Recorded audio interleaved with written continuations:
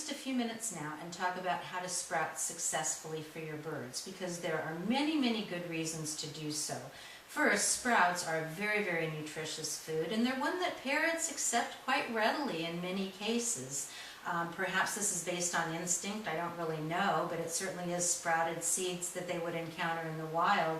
And I've had many individuals who had never seen a sprout in their lives, and they ate them quite readily the first time they were presented.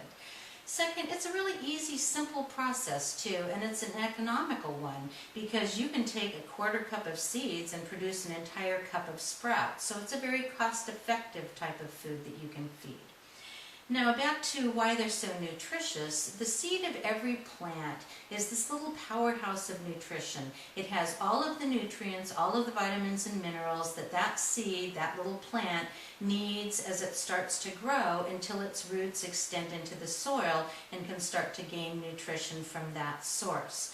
So the nutrition that is available in that dry seed becomes much more available as it sprouts and then when you feed it to your birds. So to sprout successfully, the first thing you need is a good container. This is the one that I use. It's called the Easy Sprouter. It's available from Sproutpeople.com. And I like it for a couple of reasons. It meets a couple of very important criteria. You want your sprouts to be able to drain very well so that there's no standing water as they grow. And this container has two parts to it here, this inner sleeve and this outer container. The inner sleeve has holes in the bottom. So as your sprouts drain, their water flows out the bottom and there's no chance that there's going to be any standing water. Second, you want to have adequate circulation, adequate airflow around your seeds as they sprout. And when you start the rinsing process, after you rinse each time, you will set that inner sleeve up on a little ledge in that outer container. This creates a space down at the bottom for air circulation as well. So this is my favorite container. And then you also need an excellent sprout mix, which is fresh and will sprout quickly. You can purchase these online. There's many companies that sell them, or you can make your own. And I've done both. I prefer at this point to make my own. I purchase my seeds at the health food store, so I know that they're clean, they're fresh, and I've formulated a mix that sprouts very, very quickly, which is what I want. In my mix, I include raw sunflower seeds, raw buckwheat, raw brown sesame seeds, mung beans, French green lentils, regular lentils, rye berries, wheat berries, and hulled barley. That makes a nice balanced mix, and it sprouts very quickly too, which is what you want. So once you have your container and your sprout mix, you're ready to start. And to do so, you're going to put some of your sprout mix in this container. You want to fill it no more than about 2/3 of the way up, because your goal is that you want 2 to 4 parts water to 1 part seed during that soaking process. And before you start the soaking process, you want to wash your seeds. Now, many people will recommend that you add grapefruit seed extract to your soaking water initially. I see a couple of really good reasons not to do that. I've tried it and I've not had good results, and to me the explanation is clear. Because the majority of seeds, the majority of plants, do not grow well in an acidic medium. Grapefruit seed extract is a very, very acidic process, and when you add it to your soak water, you're lowering the pH of that water, and your seeds are just not going to sprout as readily. Any of you who are gardeners will understand this perfectly.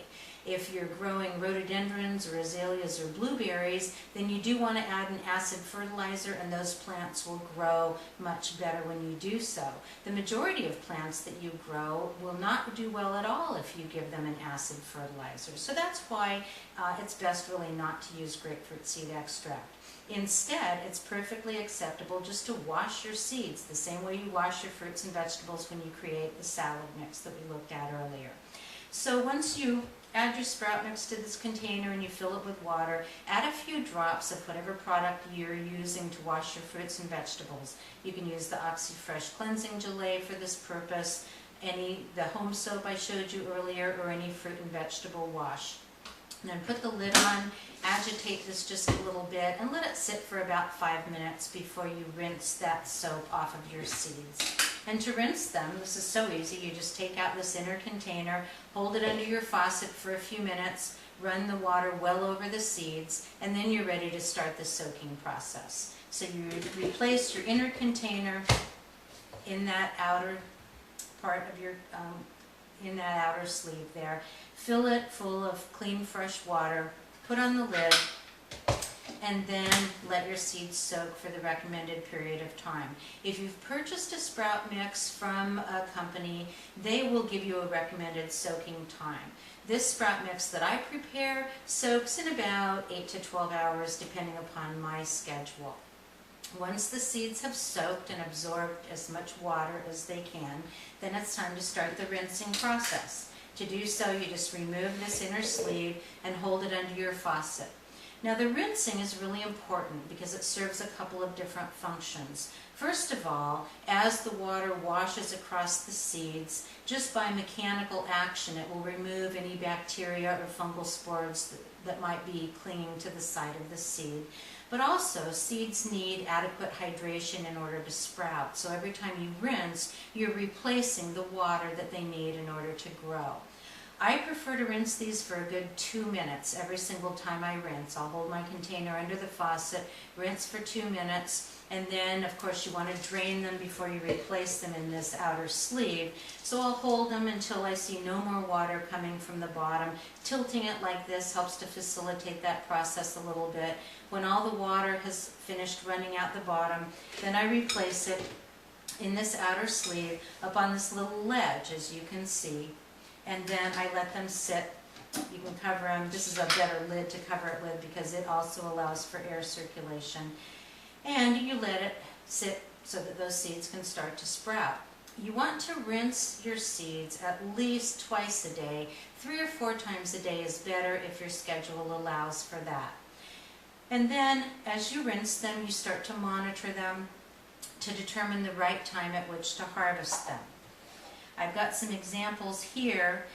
This is about the perfect point for harvesting your sprouts. You want to see just a little bit of white root emerging from those seeds, and you really don't want to let them go for any longer than that, because the longer the seed sprouts, the more nutrition is being used up. So if you have a seed and the root is 1 inch long, that seed actually has less nutrition in it than the seed that has maybe 1/8 of an inch of root emerging from it.